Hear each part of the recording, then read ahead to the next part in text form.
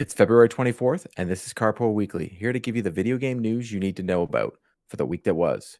If you like our Carpool content, please leave a like and subscribe. I'm Court Lalonde. And I'm Seth Sturgill.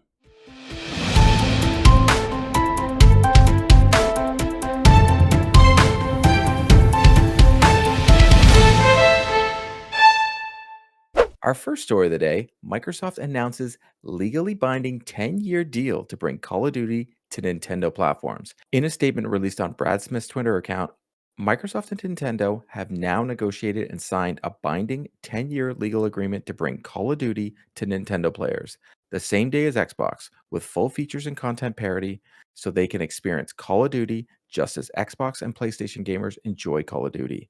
We are committed to providing long-term equal access to Call of Duty to other gaming platforms, bringing more choices to more players and more competition to the gaming market. In that same day, Phil Spencer announced a 10-year deal with NVIDIA, which read, "We have signed a 10-year agreement with NVIDIA that will allow GeForce Now players to stream Xbox PC games as well as Activision Blizzard PC titles, including Call of Duty, following the acquisition. We're committed to bringing more games to more people, however they choose to play." Honestly, I thought this was huge. So what do you think, Seth? It is. It's huge, and there's a lot of weird discourse going on online about well, does this mean that other Xbox games are going to come to other platforms too, like Switch? What does it even look like? Call of Duty on Switch, is this going to be like a cloud version? What's the deal? There was, I think, the following day there was a follow-up report that said that the statement from Microsoft was Call of Duty will perform as well as you'd expect on Switch, and it's like, well, that's subjective. So to me, it's a big deal, but it's also like they're saying a lot of nothing. Like they're saying a lot of sort of contingent things to make their argument better in this whole acquisition. They're trying to say, hey, we're not trying to gatekeep or keep Call of Duty away from anybody, which is the entire argument going on right now. So yeah, like with the Nintendo thing, it almost spells another Nintendo console around the corner. And then I yeah. look at games, the old Call of Duty games, the 360 games that you can now play with backward compatible. Those can run on the Switch. Oh yeah. So maybe those are the games everybody gets, and you get like a lesser version of Call of Duty. But I think Switch players are used to the graphics the way they are. I think they might play them anyways. I think the NVIDIA deal is actually huge as well because some of the big concerns were all surrounding cloud gaming. Now, NVIDIA pretty much owns this, space, and now you have the biggest console market in Nintendo, and now you have the biggest in the cloud market, both having deals now with Microsoft. It puts a lot more pressure in the Sony corner. That's just my opinion on this one. I would love to hear from the viewers' opinion, so let us know in the comments. Absolutely. And we're going to stick in this Nintendo pocket for a little bit because in our next story, the Pokemon Company did announce a new Pokemon Presents for next week. So announced in a tweet, the Pokemon Company stated, quote, "The next Pokemon Presents is on the way, trainers. Tune in to our official YouTube channel at 6 a.m. Pacific time on February 27th for about 20 minutes of exciting Pokemon news in celebration of hashtag Pokemon Day 2023. Now, Court, I know, world's biggest Pokemon fan here. You know all kinds of stuff about Pokemon, so... Yeah, I'm gonna have to. I think my daughter actually knows more about Pokemon than me. I don't know what it is about this this genre of stuffed animals. Yeah, that's what I called them. Yeah. I just don't know what it is. This just totally missed me. Maybe it's the age thing, but I know absolutely nothing about Pokemon except that one of them is called Pikachu. There is, you know what? There is a Pikachu, and so there's a lot of kind of rumors and speculation coming into this Pokemon Presents. A lot of people want the older games to come to the Game Boy and GBA NSO apps that they just recently. That would make a lot of sense to me. We talked about this quite a bit last week on the Nintendo Drive, so I'll point people over there if you want some more kind of thoughts and predictions. But we're going to know pretty soon. They always have a Pokemon Presents on Pokemon Day, so the writing was on the wall. We kind of knew this was coming. I think Scarlet and Violet DLC would make sense, but either way, we will know soon. Well, we know that a lot of people aren't going to E3, but we now know that Ubisoft is confirmed for E3 2023. In an article on GameIndustry.biz written by James Batchelor, Ubisoft has confirmed to GameIndustry.biz that they will be returning to E3 this summer. There was a confusion over the Assassin's Creed publisher's plans after CEO Yves Guillemot said that his company would be there if E3 happened, as reported by VG 24/7. E3 2023 is being organized by GameIndustries.biz parent company ReedPop. Lance Fensterman, president of RedPop, told IGN in a statement that E3 would still happen and is full speed ahead. When asked for clarification, a Ubisoft spokesman told GameIndustry.biz, E3 is a special moment for our industry, and we're excited to showcase our strong lineup in Los Angeles in June. We're all still finalizing the details of our plans and look forward to sharing more soon. E3 2023 was held at the Los Angeles Convention Center from Tuesday, June 13th to Friday, June 16th. The first 2 days will be for businesses attendees only, while the Thursday will be for both trade and consumers, and Friday will be for consumers only. The full article is in the links down below. Now, for this, I know that Ubisoft has a lot to show, especially with Assassin's Creed this year, and they need a strong showing. So for me, I really think that Ubisoft needs to show, and the fact that they're pretty much the only one there, it gives everything to them. It gives the floor to them. We know that Xbox is going to be across the street, and we know that Nintendo is going to do something, but to actually be there and soak up all the attention while they're there, I think that's huge for Ubisoft. What do you think, Seth? Yeah, I agree. I think that if I were Ubisoft, especially with kind of this big refresh that it seems like they're aiming for with Assassin's Creed, like if I were them, I would say, cool, we have got, nobody else is on the playground. Like we can do this and we can totally sort of take over the narrative of E3 2023 and be, you know, the ones holding the dodgeball, you know what I mean? Yeah. And I would love to see that from them. I would love to see them come out swinging and make E3 2023 something special. I know a lot of people online are sort of spelling doom and gloom for it already, but I'm hopeful. I remain hopefully optimistic, and maybe Ubisoft is the one to turn it around. Yeah, I hope so, especially with the return to form with Assassin's Creed Mirage. They're going back to the old way Assassin's Creed was played. As a Hmm. huge fan of the franchise, I'm very hyped to see more from this game. And I hope, I used to love E3 and the big blow ups that they used to do. For me, I hope that we could just go with the state of plays and these Nintendo Directs, having just, hey, here's what's coming. And then when we get to E3, that it's like, here's what's coming in the future. And they still give us that hype moment. But Right. only time will tell. Yeah, absolutely. And let us know what you guys think in the comments below. But in our next story, Bungie wins $4.3 million against a cheat seller in arbitration case. In an article on Torrent Freak, Ernesto van der Sar writes, game developer Bungie has won its first battle against cheat seller Aim Junkies. In an arbitration proceeding, Judge Ronald Cox concluded that the cheaters violated the DMCA's anti-circumvention provision and related trafficking restrictions.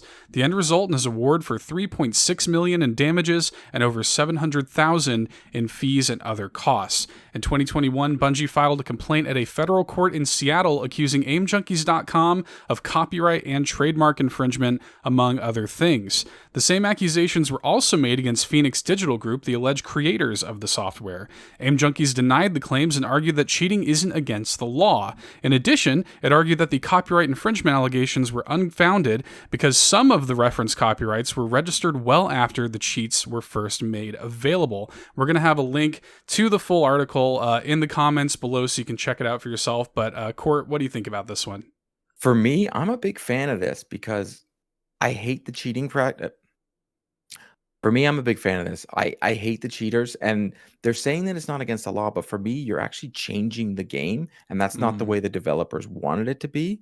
So, if you're adding something to the game, you are in fact changing the copyright of the game. So you are technically breaking the law, and they are getting caught for it. I'm actually astonished by how much cheating is when you play like Halo or Call of Duty. You go there, and you're just getting sniped every 2 seconds when you walk in. You know they're just using aimbots, and I don't know what people are getting out of this. What do you feel that you know that you can't play the game without cheating?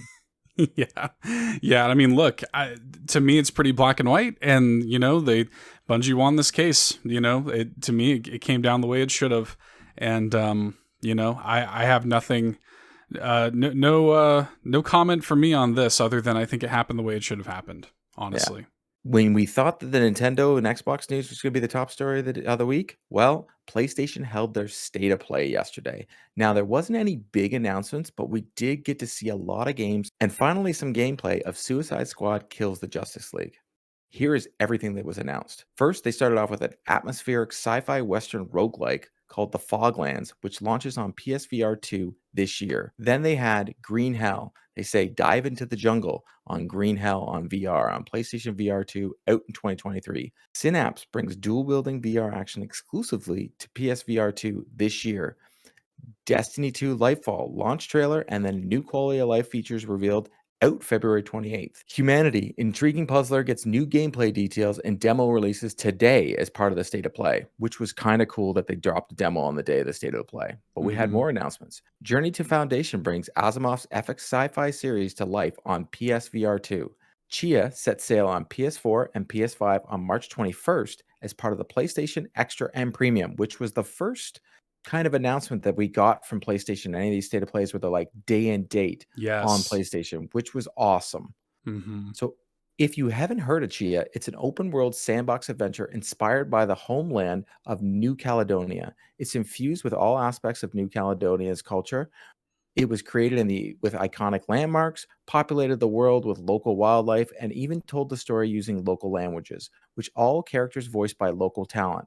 Check out a bit more about that in the journey with Chia in a video on the PlayStation blog. They also gave us a closer look into PSVR 2 narrative Before Your Eyes, which will launch on March 10th. Street Fighter 6 rounds out its launch roster with Cammy, Lily, and Zangief. Goodbye Volcano High launches on June on PlayStation 5 and PlayStation 4. Baldur's Gate 3 launches on PS5 on August 31st.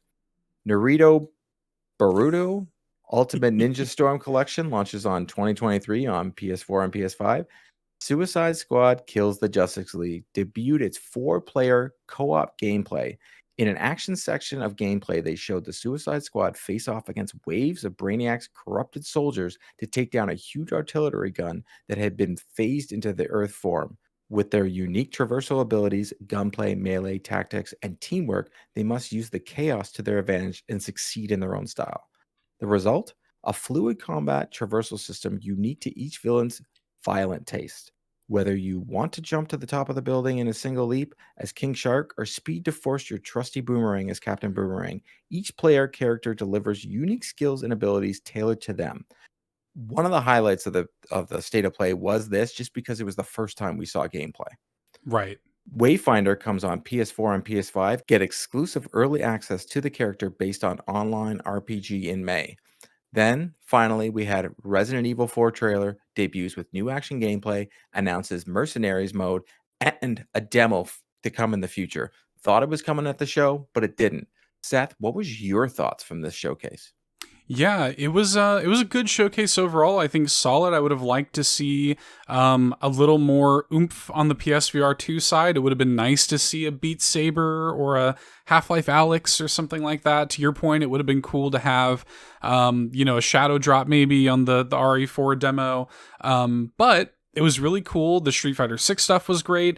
I thought the launch trailer for Lightfall was awesome. The PSVR 2 stuff we did get was really cool. As you pointed out, Chia coming to PlayStation Plus is awesome. This is exactly the kind of stuff we want to see from PlayStation. And then it was great to finally see some Suicide Squad gameplay. Like, we've seen nothing really but like these CG trailers this whole time, and now it's a real game. And I actually thought it looked pretty good. Like, I thought it looked kind of fun. It's way faster than I was expecting it to be. I'm kind of into it. What did you think? Yeah, I'm seeing a lot of people on the internet already saying that the Suicide Squad looks like Crackdown, but for me, it just actually looked more like, as soon as I saw the map, I was like, it just looks like Arkham with light, but the characters move faster. Mm-hmm. I just thought that this state of play, and a lot like the Nintendo Direct and a lot like the Xbox Developer Showcase, had something for everyone. A lot of times we get these E3 and we just get the big games, and sometimes you're not really getting something that's there for everyone. We have indies, we got VR, we've got third party. There was a lot in there, and there was different types of games. So for me, I think finally Nintendo, PlayStation, and Xbox are all finally figuring out how to do these properly. We're getting dates, we're getting told about stuff that's coming soon and not stuff that's coming in the future. So for me, I want more of these. Yeah, That's what I I do too. want. I do too. Well, and it was nice too because they opened the presentation saying this is the first state of play of 2023, which is implying that there's going to be more, right? So it sounds like we're going to be getting more of these, and I hope we get them more frequently. I think this is a good step in this direction, and we did live react to it here on the YouTube channel if you want to check that out. And I'm sure you guys are going to be talking about it on the PlayStation Drive also. 100%. So that was another episode of Carpool Weekly. We hope you found the information informative, and please leave your comments and give us a like if you think we deserve it. See you next week. Bye, guys.